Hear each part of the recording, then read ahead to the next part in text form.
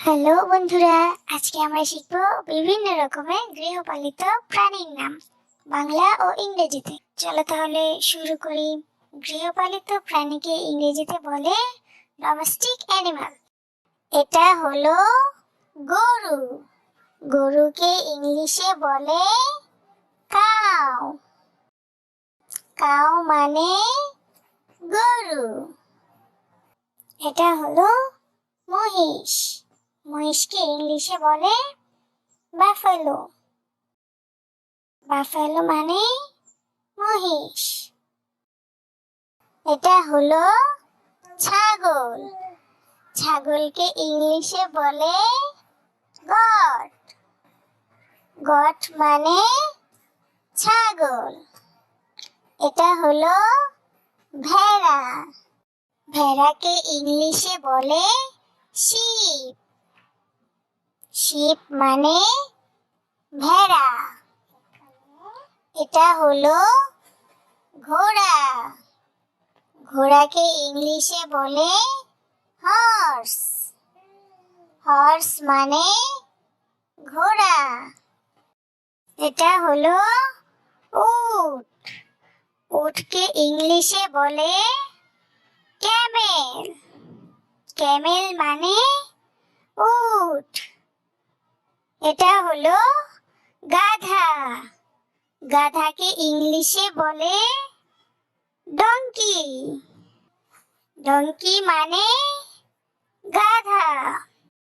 এটা হলো কুকুর। কুকুরকে ইংলিশে বলে ডগ। ডগ মানে কুকুর। এটা হলো বিড়াল। বিড়ালকে ইংলিশে বলে ক্যাট। ক্যাট মানে বিড়াল। এটা হলো হাঁস। হাঁসকে ইংলিশে বলে ডাক।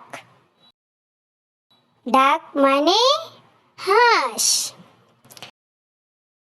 এটা হলো মুরগি। মুরগিকে ইংলিশে বলে hen বা চিকেন। চিকেন মানে মুরগি। এটা হলো কবুতর। কবুতরকে ইংলিশে বলে পিজন। পিজন মানে কবুতর। এটা হলো রাজহাঁস। রাজহাঁসকে ইংলিশে বলে গোস। গোস মানে রাজহাঁস। এটা হলো টার্কি। টার্কিকে ইংলিশে বলে টার্কি। টার্কি মানে টার্কি। এটা হলো খরগোশ। খরগোশকে ইংলিশে বলে র্যাবিট। র্যাবিট মানে খরগোশ। এটা হলো মৌমাছি। মৌমাছিকে ইংলিশে বলে বি। বি মানে মৌমাছি।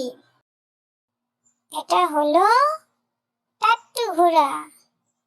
টাট্টু ঘোড়াকে ইংলিশে বলে পনি। পনি মানে টাট্টু ঘোড়া। এটা হলো গিনি ফাউল।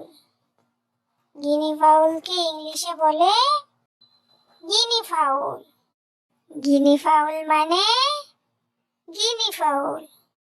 এটা হলো উট পাখি। উট পাখিকে ইংলিশে বলে অস্ট্রিচ। অস্ট্রিচ মানে উট পাখি।